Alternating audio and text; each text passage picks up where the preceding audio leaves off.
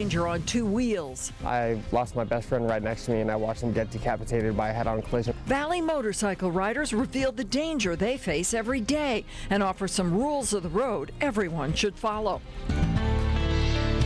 Now, Nevada's first choice for news. This is 8 News Now at 5.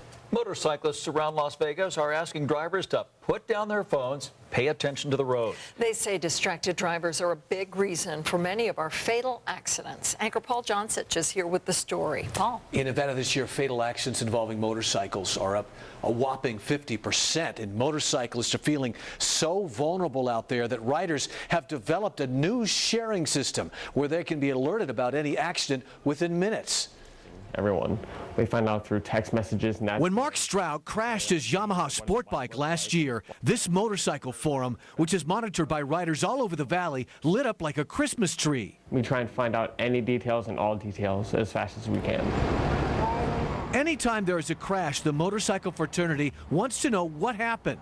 When Mark went down, someone recognized his wrecked bike on the street, and pretty soon, a friend was writing updates from the hospital. He was in an accident. He is in trauma ICU at Sunrise. So far, his status is pretty rocky. Before long, fellow riders were at his bedside, and eventually those friends helped Mark recover from a broken back, collapsed lung, 14 broken ribs, and brain damage. He was in a medically induced coma for a week, all because a pickup truck made a left turn in front of him. The police report confirms it was not Mark's fault. I hit my front brake so hard to where my bike actually endoed, and it sandwiched me into the truck.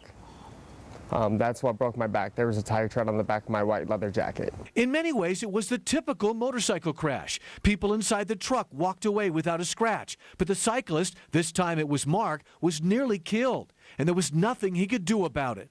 To demonstrate just how vulnerable motorcyclists are on our roads, Mark was severely injured despite wearing all this protective gear. He was wearing leather boots, leather gloves, a good helmet, and a spine and chest protector. All this stuff didn't prevent him from being severely injured, but it may have saved his life. It was Mark's third motorcycle versus car accident, and each time the driver either didn't see him or wasn't paying attention. I lost my best friend right next to me, and I watched him get decapitated by a head-on collision with a DUI driver at Red Rock. Las Vegas has become such a dangerous place to ride that Mark and his friends are pleading with car or cage drivers, as they call them, to put down their phones and pay more attention to the road. Just be more aware and understand that us motorcyclists, yes, we may ride dangerously sometimes, but we always are aware of what's going on the roadways. We're not trying to put people's lives in danger, and if something does happen to us, we're not in a cage, you are. You're most likely going to be safe. We have a high chance of dying. Since the crash, Mark has been unable to work. Doctors put metal screws in his back, and since he could no longer perform simple tasks such as scooping ice cream, he was let go from his job at an ice cream shop. And going back to school isn't an option. Doctors told him the brain damage would make learning a new trade next to impossible. Despite it all, Mark is happy to be alive. And he's hoping his story will convince other motorists to take note and keep an eye out for motorcycles on the roads of Las Vegas.